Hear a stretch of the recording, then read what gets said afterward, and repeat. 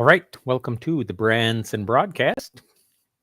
Once again, we're going to be talking about the Bible again, not directly the Bible itself, but more along the lines of reasons to believe the Bible, we need to, why we should pay attention to the Bible. In fact, there are a lot of reasons to do so, even if you don't believe that the Bible is the Word of God. Even if you're not a Christian, it's still an important book. I've been listening to this one guy. His name is Dr. Jordan Peterson, and he's a very interesting man. He's a Canadian, a clinical psychologist who spent years studying kind of like the psychology of the 20th century, and so he has been giving some talks about it, talks about the Bible, believe it or not. I discovered these and I thought, I wonder what that's all about. So he's not a Christian, but he's not an atheist either. When people ask him if he believes in God, his pat answer is, well, what do you mean by God? What do you mean by believe? It's like he's trying to skirt the question, but I have a lot of respect for Dr. Peterson because he understands the importance of speech, importance of choosing your words carefully. It's one of his rules for life, in fact. So somebody asked him once, do you believe in God? And he gave kind of a long answer, but the answer came down to he doesn't know if God exists, but he lives, or at least tries to live, as if he did exist. And in the course of these biblical studies, he mentions the Bible and he criticizes the critics, saying that you cannot just casually or lightly dismiss the Bible. It's one of the oldest books on the planet. He said it was the oldest book. Some other people said, no, they got some other things. Fine. It's a really old book. It's the most attacked book on the planet, the most prohibited book, the most sold book in history, as far as I know. And so he said, you can't just lightly dismiss it. It's full of wisdom. It's full of explanations of the human condition. In fact, I remember he did this one session. It took him like an hour and a half to talk about Cain and Abel. And he said he's just amazed at this story because it's so compact. It would take hours, he said, to unpack everything that's here. Now, for him, it's like the condensation of all of the generations, this kind of oral history that's gone down. And so it's like human nature condensed in, how long is the story of Cain and Abel? Is it 7 sentences or something? But so for him, it's something that's been compiled over tens of thousands of years. But it describes the human condition very, very well. Of course, me as a Bible believer, I would say, well, it was written by God who knows us intimately. And so here's a story that, for me, it's a real account. Why wouldn't it be? There's no reason to assume that it's not. But you can take that either way. If you think it's just kind of metaphorical, or if you think that it's literally true, either way, it helps you to understand the human condition.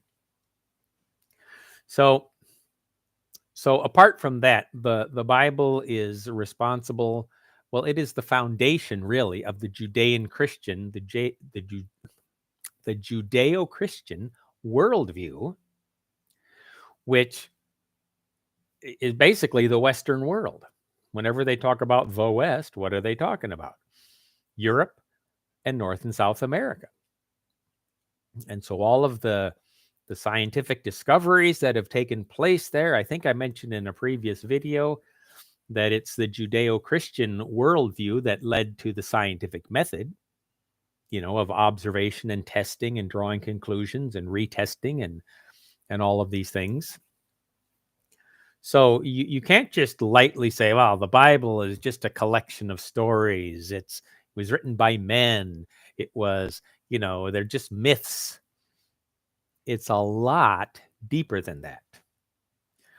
Now, if you believe the Bible like I do, if you believe the Bible is the Word of God, that God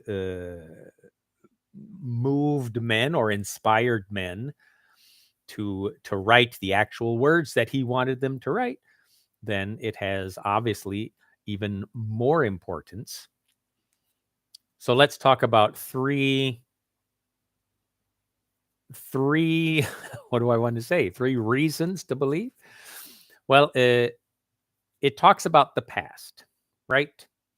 The Bible has a lot of, it's one book, but divided into a lot of different books, and those books are usually grouped into genres. Like the first 5, 7, 8, maybe 10. I don't know. A lot of books are historical. They say this happened and this happened and this happened. So then you have poetry and wisdom and prophecy and other things, right? So the historical part, it tells us where we came from. And that was kind of the point of one of my very first videos was, where do we come from? Well, we come from an almighty creator. And if he created us, then we belong to him, whether you're a Christian or not. If you are his creation, you belong to him. Maybe in a slightly different way, but, that's something to think about. So it tells us where we came from. It tells us about the present. When you look at the world the way it is right now, well, it's a mess, right? It's been a mess for a long time. Believe it or not, it's been in a worse mess. 100 years ago, just barely over 100 years ago, we were in the middle of World War I, which had to be one of the worst epochs in world history. Between the war and I think the Spanish flu was happening at the same time. So, I mean, it was just, that had to have been a terrible time to be alive. So it tells us, why the world is the way it is. When we look at the lack of morality that we see around the world, if you look at the Arab versus the Arab-Israel conflict, where does that all come from? Well, I was going to say it's two families. No, it's two parts of one family fighting together. And on the top is Abraham, right? Because everybody knows that, it was Abraham and then Isaac and then, don't get his name wrong. Joseph, no. Jacob. There it is. And Jacob had the 12 sons, and there we have 12 tribes of Israel, right? But the Ishmael side of things, I believe Ishmael also had 12 sons, and that's where we get a lot of the other side of the conflict. And so the Bible tells us why the world is in the condition it is now. Not only the past where we came from, but why it is the way it is now. And then if it talks about the past and it talks about the present, of course, it's going to talk about the future as well. See? What direction is the world heading? The Bible has a lot of prophecy in it. If you read the book of Daniel, I think I mentioned this before as well. It basically predicts the appearance of Alexander the Great in one part, and then it talks about another part, the 70 weeks of Daniel, if you know what that's all about. If not, I'm sure we'll talk about it sooner or later. So it talks about basically how the world will end. Now, it's not as clear as many people would like. But I mean, it is interesting when you look around the world right now. Uh, they're talking now about, in 2030, there's supposed to be something called the Great Reset. And war has come to Europe again for the first time since the 40s. It's supposed to be, from what they tell me, it's the biggest military action since World War II, which is saying something. I mean, there have been some other military actions around the world, obviously. So, for most of my life, I've been a pre-trib rapturist. If you don't know what that is, we'll talk about that in a later session as well. But I have spent time with a guy who makes a really strong case for a post-trib rapture.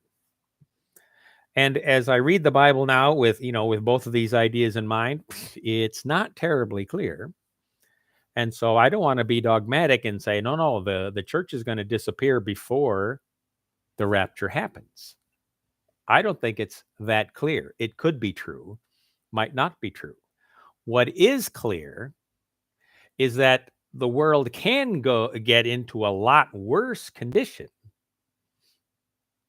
before anything else happens. I already mentioned World War I. I'm sure there were people back then who were saying, oh, we have all of the horsemen of the apocalypse. War, famine, disease, a lot of people died. I think the fourth horseman says a quarter of the population was going to die as a result of that judgment. I don't think a quarter of the population of the earth died in World War I, but a lot of them did. And it was, like I said, it was a terrible time to be alive. So I'm not saying that right now we have seen the first horseman of the apocalypse, the horseman, bent on conquering or whatever. But maybe we did. He's going to show up sooner or later, right? Is that not right? It's right. So, but again, like I said, the world can still get a lot worse before God does anything about it. Now, I believe that God is in control of the situation, even if it seems like nobody's in control of the situation. But that's where faith comes in. If we read the Bible, we see that, okay, we know the world is going to get worse, but God is in control of it, and in the end, He wins. That's kind of a flippant way to put that, but I mean, how else are you going to say? Jesus won the victory when He died on the cross, more accurately, when He rose from the dead. So I have faith that everything is going according to God's plan, and that plan is laid out for us in the Bible. Like I said, it's not as clear as we would like it to be, but in any case, the Bible is a very, very important book, and I think we need to read it more. I think we need to follow its precepts more, and we ignore it at our peril. So get into the Word. Whether you believe it's the literal word of God or not, find out what it actually says. Don't just listen to your ideologues tell you what you should think about it. Read it for yourself and find out what God has to say to us. All right. Well, that's all for today. I hope to see you next week sometime. Thank you for joining us, and we'll see you at a later date.